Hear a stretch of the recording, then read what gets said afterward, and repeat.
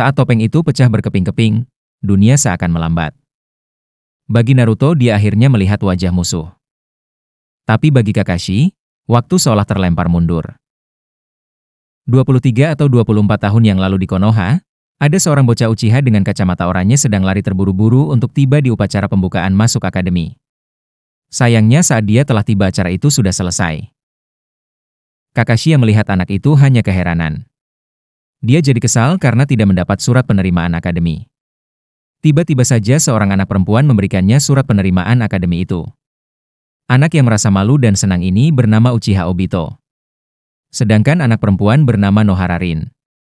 Mereka berdua dan Kakashi berada dalam satu tim yang dipimpin Minato.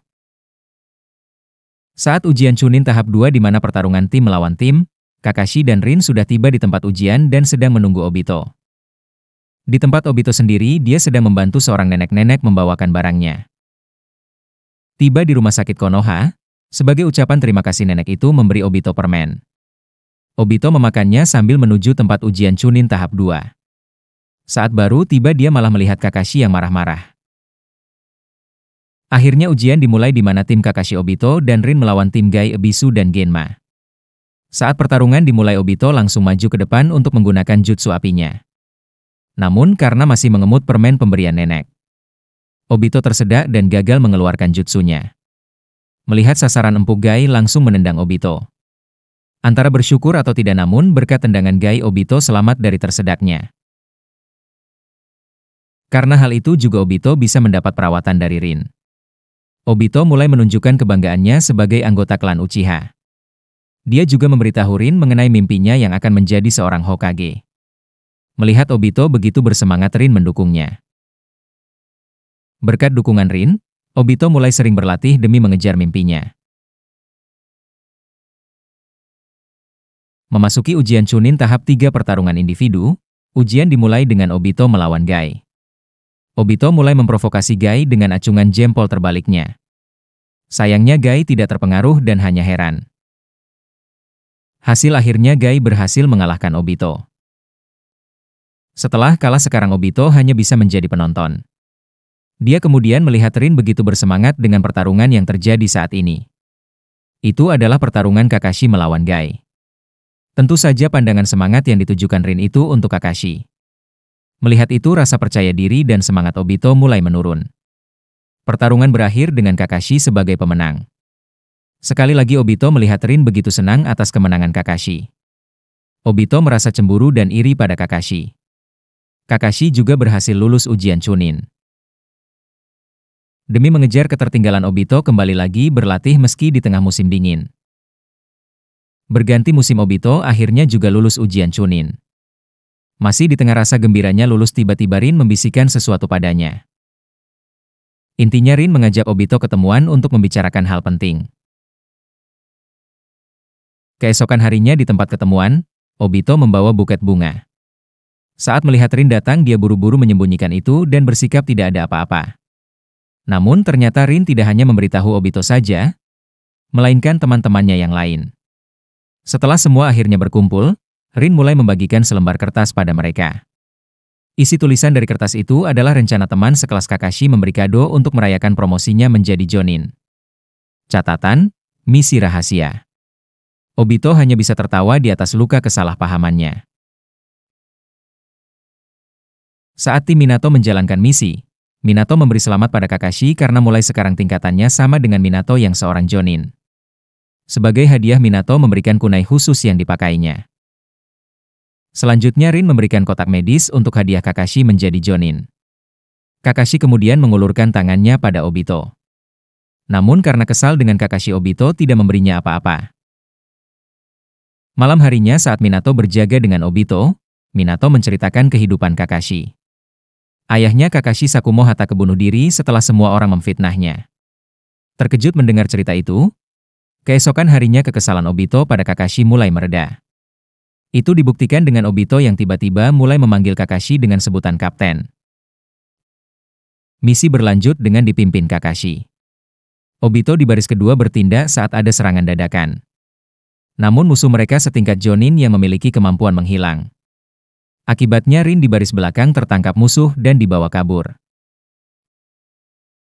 Perpecahan mulai terjadi dengan Obito saat Kakashi lebih mengutamakan misi ketimbang menyelamatkan Rin. Kakashi menyebut mereka harus menyelesaikan misi meski harus mengorbankan seorang rekan. Obito yang mendengar itu langsung memukul Kakashi. Memang benar, di dunia shinobi orang yang melanggar aturan dan hukum dianggap sampah, tapi mereka yang meninggalkan salah satu temannya lebih buruk dari sampah. Kalimat yang diucapkan Obito itu mengena pada diri Kakashi. Namun keduanya akhirnya memilih jalan yang berbeda. Saat Obito menemukan lokasi persembunyian musuh, musuh juga mengetahui lokasi Obito dan menyergapnya dari belakang. Mengira dia akan terluka dengan serangan itu, yang terluka justru musuhnya. Kakashi ternyata datang membantu. Meski jalan mereka berbeda di awal, Kakashi merasa tidak bisa menyerahkan hal ini pada Obito. Pada intinya Kakashi sadar mana yang lebih penting berkat ucapan Obito sebelumnya. Saat mereka sedang lengah, musuh telah menyergap dari belakang. Kakashi yang tahu itu segera melindungi Obito. Sebagai gantinya, Kakashi kehilangan salah satu matanya. Di kondisi terdesak itu, Obito yang ingin melindungi Kakashi membuatnya membangkitkan Sharingan. Setelah mengatasi semua musuh, mereka akhirnya menemukan Rin dan melepaskannya dari genjutsu. Hal yang tak diduga, gua tempat persembunyian musuh mulai roboh. Saat mereka akan keluar, Kakashi jatuh akibat terkena batu di matanya yang terluka. Obito yang melihat itu segera menyelamatkan Kakashi dengan melemparnya. Sayangnya batu yang lebih besar jatuh di atasnya. Kakashi yang melihat Obito ingin menyingkirkan batu itu namun kekuatannya tidak cukup. Dia sangat menyesal dan merasa bersalah.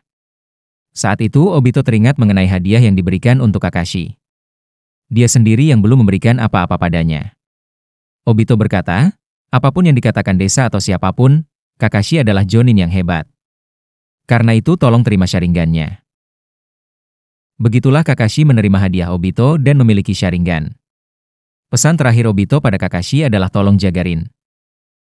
Tak lama musuh datang dan membuat Obito terkubur hidup-hidup. Seperti itulah saat terakhir anak yang bernama Uchiha Obito. Namun di hadapan Kakashi sekarang ada orang yang mirip dengan temannya yang sudah mati. Gai juga terkejut. Kakashi dan Gai bertanya apa benar dia adalah Obito yang mereka kenal.